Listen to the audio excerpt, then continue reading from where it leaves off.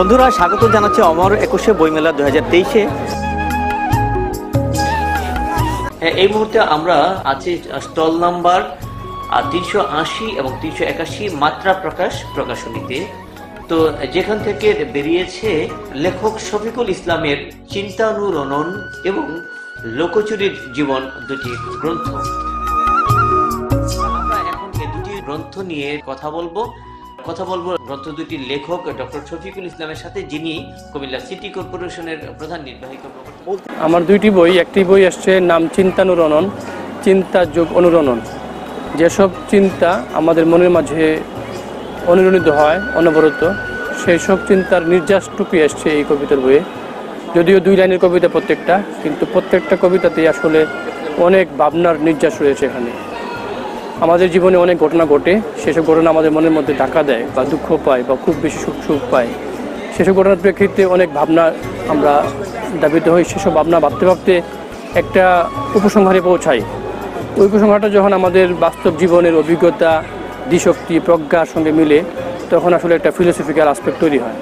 ওই দার্শনিক একটা মনোভাব আছে প্রত্যেকটা কবিতায়, যেখানে আপনি সমাজ, রাষ্ট্রের অনেক বিষয়ে মেসেজ পাবেন। বাট একেবারে কবিতা বলে আপনি এটা নিয়ে কোনো কথা বলতে পারবেন না, আপনি শুধু অনুভব করতে পারবেন, অনুধাবন করতে পারবেন। এটা হলো কবিতার বইটি।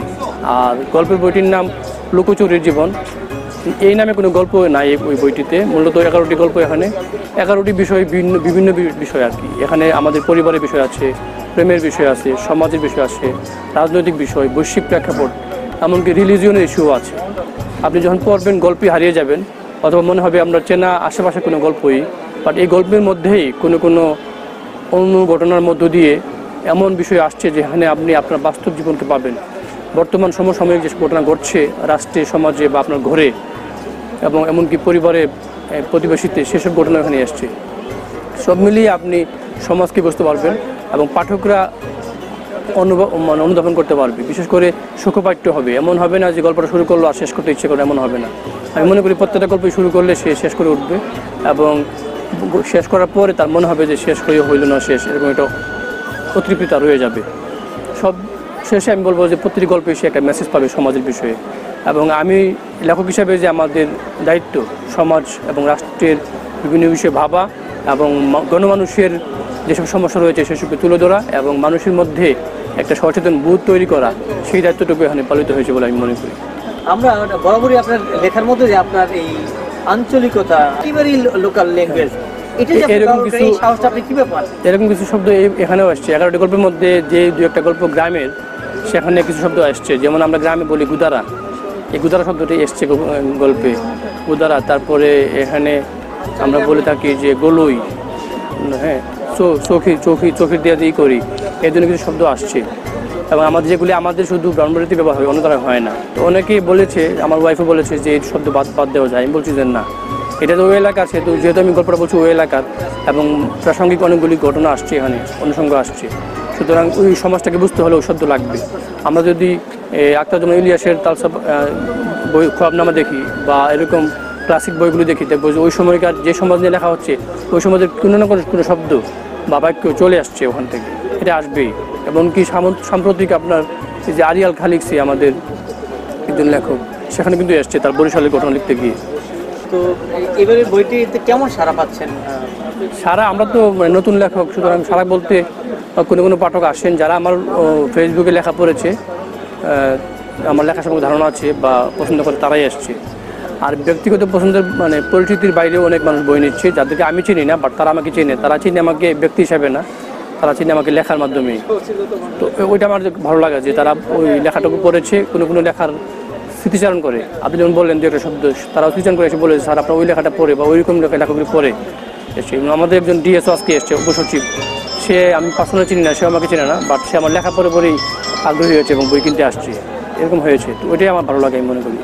আপনি একজন প্রশাসনিক কর্মকর্তা, আবার পাশাপাশি অন্য দিক দিয়ে আপনি একজন লেখক। তো এই যে আপনার দুইটি সত্যের মধ্যে আপনি কোনটাকে বেশি প্রায়োরিটি দেবেন, লেখক এবং আমলা? না, দুইটাই ইম্পর্টেন্ট। প্রথমত, যদিও আমি লেখালেখিটা একেবারে আমার একান্ত, এবং আমার যখন একান্ত সময়, নিজের সময়টুকু, সেটা আমি ব্যয় করি এখানে। রাত 11টা থেকে রাতে 1টা সময়টা, ওই সময়টা আমি অন্য কাজ করতে চাই না। তো যেহেতু ভালো লাগে বেশি লেখালেখিতে বা পড়াশোনাতে, তো পড়াশোনা লেখালেখিকে আমি বেশি পছন্দ করি। কিন্তু এটা কাউন্টার সাইড হলো এরকম যে আমি আমার চাকরির কারণে এই আমাদের রাষ্ট্র ব্যবস্থা, আমাদের বিভিন্ন জেলা উপজেলা সমাজ ব্যবস্থা সম্পর্কে যে ধারণা তৈরি হচ্ছে এবং দেশে বিদেশে বিভিন্ন স্থান পরিদর্শন বা দেখা ঘটনা দেখা, ওটা কিন্তু অভিজ্ঞতা লাভ করেছি আমি এই চাকরির কারণে। এবং এই চাকরির না হলে এরকম নানামুখী সংঘাত, মানুষের নানামুখী সংশ্লেষ এবং রাষ্ট্র কাঠামোর মধ্যে যে প্রত্যেকটা পাওয়ারফুল স্টেক হোল্ডার কীভাবে কাজ করে, পাওয়ার প্লে কীভাবে হয়, এমনকি পরিবারের সমাজ একদম প্রান্তিক পর্যায়ে কীভাবে পাওয়ার প্লে খেলা করে, এগুলো কিন্তু আমি বুঝতে পারতাম না। সুতরাং চাকরির জীবনের একটা বড় ভূমিকা আমার আছে, সুতরাং সেটাকে আমি অস্বীকার করতে পারি না। দুইটা সত্যি লালন করি, কিন্তু যখন যেটা প্রাধান্য হয় তখন সেটাকে আমি নিয়ে কাজ করি। আর এবার একটু পরিবারের দিকে আসতে চাই। আমরা জানি যে বেশিরভাগ লেখকেরই কিন্তু যারা একজন নারীর একটা পেশনে ইয়ে থাকে, তো আপনি পরিবারের কাছ থেকে কী ধরনের সাপোর্ট পান? যদিও আমরা এই বিষয়টা জানি যে ভাবি আপনাকে অনেকটা সাপোর্ট দেয়, তা এটা আপনার মুখ থেকে শুনতে চাই। না, এখানে তো বিষয়, এখানে আসলে আমাদের কি বলে রাখে সংশয় বাধিতা দেখা দিবে আর কি। এই জন্য যে আমার বউজন বলে থাকে যে আমার সারা বছরের বার্ষিক পরীক্ষা, যেটা আমি সবসময় পড়ি, ফাঁক পাইলেই পড়ি আর লিখি, তো সারা বছর বার্ষিক পরীক্ষা থাকে, বার্ষিক পরীক্ষা এই জীবনে শেষ হবে না আমার, এটা হলো তার অনুযোগ। কিন্তু একই সঙ্গে সে চায় যে আমি যেন লিখি, আমি যেন সময়টা বের করি, এবং সেই জন্য সে পরিবারের দায়িত্ব বা সমাজের আমাদের আশপাশ দায়িত্বটা সে পালন করে আমাকে একটু নির্ভর রাখে। এবং এটা লুকোচুরি জীবনের গল্পের যে উৎসর্গ করেছি সেখানে লিখেছি আমিও, যে এটাই মূল কারণ যে সে প্রচুর সময় দেয়। তা আমাদের মধ্যে বোঝাপড়া ভালো সেটা আছে। তো নারীদের ভূমিকা থাকেই, যেহেতু জীবনে অনেক বছর পেরিয়ে আসছি, এখানে অনেক মানুষ জীবনে এসছে গেছে, বাট প্রত্যেকেরই বিভিন্ন ধরনের ভূমিকা থাকে। আমি মনে করি নারীর ভূমিকা পজিটিভলি আছে আমার জীবনে। ধন্যবাদ আপনাকে।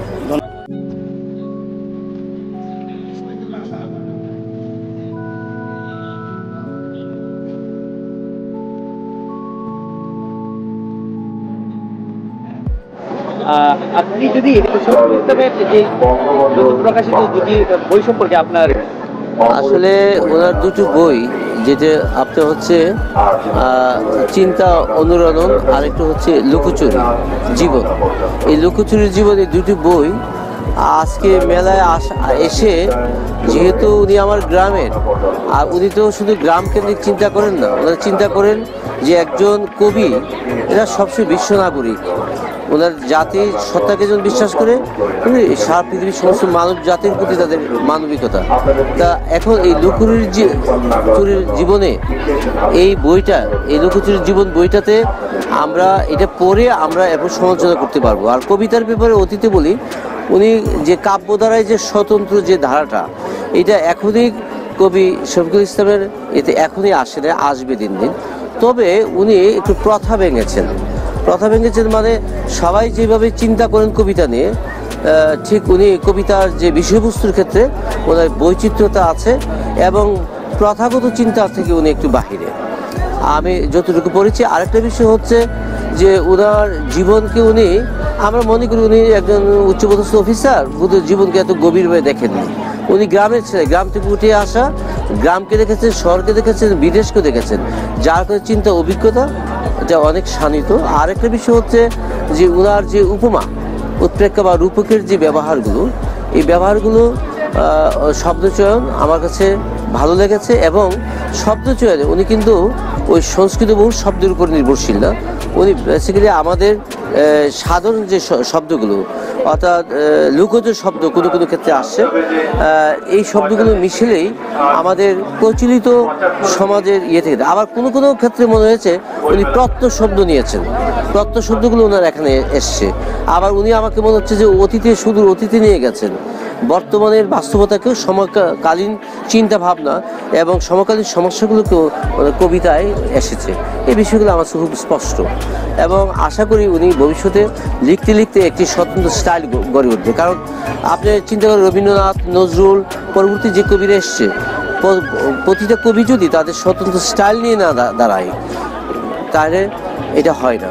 আমার মনে হয় উনি কবিতার পথে যে একজন বাউল, যে এক পথিক, আস্তে আস্তে উনি সেই পথে হাঁটবেন এবং স্বতন্ত্র স্টাইল উনি রচনা করতে সক্ষম হবেন। কারণ সেই মেধা, মনন এবং চিন্তা এবং সেই আন্তরিকতা, এই দরটুকু ওনার আছে।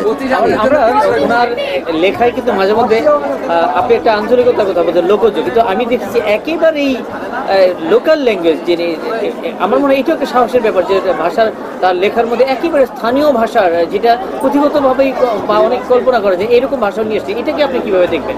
এটাকে আমি দেখব, আমি এটার প্রসঙ্গ নিয়ে একটা কথা বলি যে আমাদের লোকসঙ্গীতের সম্রাট অমর পাল একটা কথা বলেছিলেন যে পৃথিবীতে যত কিছু আছে, এই যে নগর জীবন সভ্যতা গড়ে উঠেছে গ্রাম থেকে।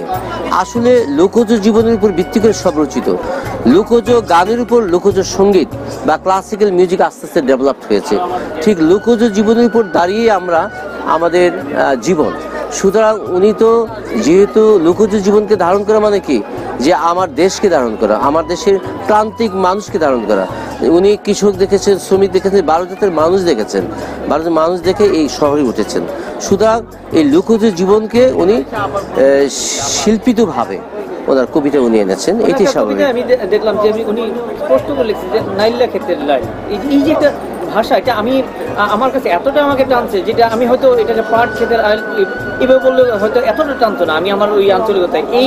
এটা আপনি আপনার দৃষ্টিতে কিভাবে এটা মূল্যায়ন করবেন? নাইলা ক্ষেতের আইল মানে এই কথাটা উনি এনেছেন এইভাবে যে আঞ্চলিক শব্দ মানে অশুদ্ধ শব্দ না, আঞ্চলিক শব্দ আমাদের সম্পদ, এবং এটি হচ্ছে আমাদের মানে সম্পদ।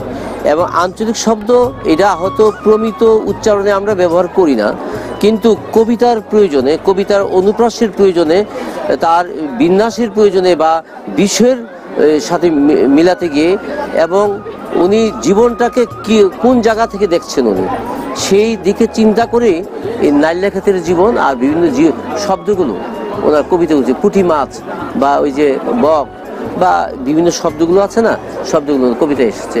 এগুলো অত্যন্ত যৌক্তিক কারণে আসে। অত্যন্ত কবিরা অনেক সময় যুক্তিগতার বিষয়টাকে, বৃত্তটাকে ভেঙে বাইরে আসতে চান। উনি সেই, আমি মনে করি উনি বৃত্তের বিন্দুতে আছেন, বৃত্ত থেকে বৃত্তের বাহিরে পরিধিতে আসছেন, পরিধি থেকে বৃত্তের বাহিরে উনি গিয়েছেন, বৃত্তটাকে উনি বাঁধতে চেষ্টা করছেন, এই আর কি কথা। ধন্যবাদ আপনাকে। আর আবারও ধন্যবাদ জানাচ্ছি, সবাই ভালো থাকবেন, আসসালামু আলাইকুম।